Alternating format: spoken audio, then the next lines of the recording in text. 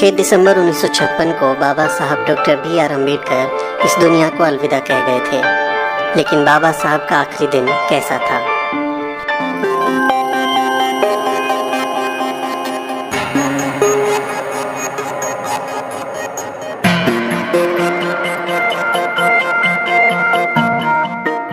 पाँच दिसंबर 1956 की सुबह डॉक्टर भीमराव अंबेडकर देर से सोकर उठे। नानक चंद रत्तू उनके उठने का इंतजार कर रहे थे। रत्तू 16 सालों से बाबा साहब के यहाँ सहायक थे। बाबा साहब के उठने के बाद रत्तू ने दफ्तर जाने की इजाज़त मांगी।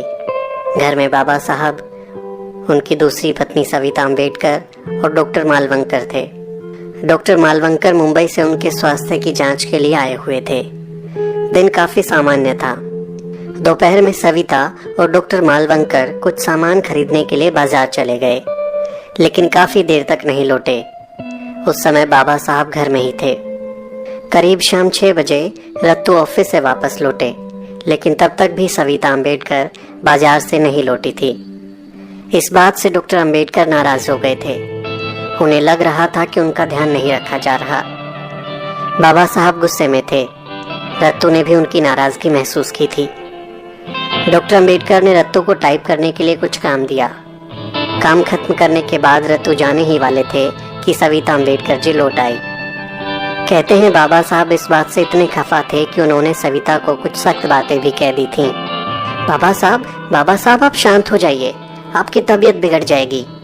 ये कहते हुए रत्तू ने बाबा साहब को शांत करने की कोशिश की। कुछ देर बाद वो शांत हो गए। उसी रात करीब 8 बजे जैन धर्म का एक प्रतिनिधि मंडल उनसे मिलने आया। ये मुलाकात पहले से तय थी। बाबा साहब बोले, रत्तू, मुझे नहीं लगता कि मैं आज इन लोगों से मिलने की हालत में हूँ, लेकिन क्या करूँ, ये लोग घर आ चुके हैं। बेहतर है इनसे मिल ही लेता हूँ। करीब 8:20 पर बाबा साहब बाथरूम गए। फिर रत्तू के कंधे पर हाथ रखकर वापस ड्राइंग रूम में लौटे, लेकिन वो काफी थके हुए लग रहे थे। पास के ही सोफे पर बैठ गए और आंखें बंद कर ली। कुछ मिनटों तक सब शांत थे। जैन नेता उनके चेहरे की ओर देखे जा रहे थे। थोड़ी देर बाद बाबा साहब ने सिर हिलाया। जैन नेताओं से कुछ देर बातचीत की। उनसे बौद्ध और जैन धर्म से जुड़े कुछ सवाल भी पूछे। प्रतिनिधि मंडल ने बाबा साहब को बुद्ध पर एक किताब भेंट की। ये लोग अगले दिन के कार्यक्रम के लिए बाबा साहब को न्योता देने आए थे। जी शुक्रिया, अगर सेहत ने इजाजत दी तो मैं आपके कार्यक्रम में जरूर आऊंगा, बाबा साहब ने कहा। जब बाबा साहब जैन प्रतिनिधि मंडल से बात कर रहे थे, तभी डॉक्टर मालवंकर ने उनका चेकअप किया। उसके बाद डॉक्टर मालवंकर मुंबई रवाना हो गए। जैन प्रतिनिधि मंडल के जाने के बाद रत्तू ने बाबा साहब के पैर दबाए। बाबा साहब बोले, रत्तू, क्या तुम मेरे सिर पर तेल लगा सकते हो? हाँ, क्यों नहीं बाबा साहब, रत्तू ने कहा। बुद्धं शरणं गच्छामि, बुद्धं शरणं गच्छामि। बाबा साहब आंखें बंद करके गा रहे थे। उनके दाएं हाथ की उंगलियां सोफे पर थिरक रही थी। रत्तू, जरा इस गाने का रिकॉर्ड रेडियोग्राम पर तो बजाओ, बाबा साहब ने सांस खींचते हुए कहा। रत्तू, कुछ किताबें और दे दो, और वो द बुद्ध एंड धम्मा, उसे भी ले आओ। उसके परिचय और भूमिका पर कुछ काम करना है। तो मैंने मेरे बिस्तर के बगल में टेबल पर रख दो, मैं रात में इन पर कुछ काम करूंगा। थोड़ी देर बाद उनका रसोइया सुदामा आया और पूछने लगा कि बाबा साहब आप क्या खाएंगे, मैं क्या बनाऊं? बाबा साहब ने कहा कि वो केवल थोड़ा चावल खाएंगे और कुछ नहीं। बाबा साहब अब भी गाना बुदबुदा रहे थे। थोड़ी देर बाद रसोइया दूसरी बार उन्हें बुलाने आया था। वो उठे और डाइनिंग रूम में चले गए। वो अपना सिर रत्तू के कंधे पर रखकर वहां तक गए। जाते हुए अलमारियों से कुछ किताबें भी निकाली और उन्हें किताबें टेबल पर रखने को कहा।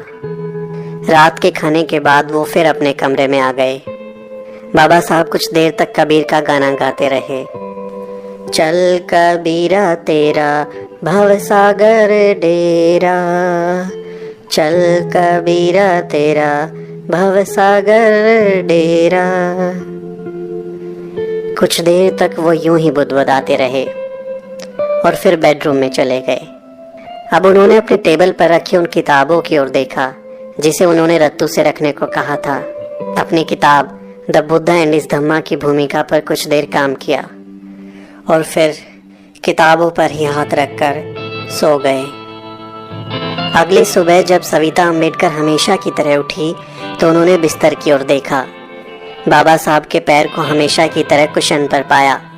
बाबा साहब कई बार ऐसे ही सो जाया करते थे, लेकिन जब कई बार बोलने पर भी बाबा साहब ने कोई जवाब नहीं दिया तो सविता अम्बेडकर को एहसास हुआ कि बाबा साहब के शरीर में कोई हरकत नहीं है। वो जोर से चिल्लाई। उन्होंने तुरंत अपनी कार नानक चंद रत्तू को लेने के लिए भेजी। कुछ देर बाद रत्तू आए तो देखा सविता अम्बेडकर सोफे पर पड़ी रो रही थी। वो बिलख रही थी कि बाबा साहब दुनिया छोड़कर चले गए हैं। रत्तू ने बाबा साहब की छाती पर मालिश की और हृदय को हरकत में लाने की कोशिश की। हाथ पैर हिलाया डुलाया, उनके मुंह में कुछ लिक्विड डाला, लेकिन कोई फायदा नहीं हुआ। बाबा साहब शायद रात में सोते समय ही गुजर चुके थे। बाबा साहब उठिए ना, आप कुछ बोलते क्यों नहीं? देखो मैं आ गया, मुझे कुछ काम बताइए। बाबा साहब मुझे कुछ काम बताइए। रत्तू जोर जोर से रोने लगे। सविता अम्बेडकर के रोने की आवाज भी तेज हो चुकी थी। कुछ देर बाद रत्तू ने करीबियों को दुखद सूचना देनी शुरू की और फिर केंद्रीय मंत्रिमंडल के सदस्यों को बताया। कहा जाता है कि सूचना मिलते ही प्रधानमंत्री नेहरू 26 अलीपुर रोड पहुंच गए थे। कहते हैं नेहरू ये नहीं चाहते थे कि बाबा साहब का अंतिम संस्कार दिल्ली में हो, क्योंकि दिल्ली में वर्ण व्यवस्था के कट्टर समर्थक और बड़े वाले ब्राह्मणवादी गांधी की समाधि थी। नेहरू नहीं चाहते थे कि दिल्ली में गांधी से बहुत बड़ा कद रखने वाले डॉक्टर अम्बेडकर की समाधि बने, क्योंकि ये उनकी पार्टी और विचारधारा के लिए चुनौती बन सकता था। जरा सोचिए, मुंबई में चैत्य भूमि पर कितना जन सैलाब उमड़ता है। अगर बाबा साहब की समाधि दिल्ली में होती तो आप जन सैलाब की कल्पना कर सकते हैं। लेकिन नेहरू समेत कुछ लोगों ने उसी रात उनका पार्थिव शरीर मुंबई भिजवा दिया, जहां बौद्ध धर्म के अनुसार बाबा साहब का अंतिम संस्कार किया गया। मुंबई चौपाटी में हजारों लोगों ने उनके अंतिम संस्कार में हिस्सा लिया। आज चैत्य भूमि दलितों के लिए सबसे बड़ा तीर्थ बन चुकी है। बाबा साहब युगों युगों तक हमें यूं ही प्रेरणा देते रहेंगे।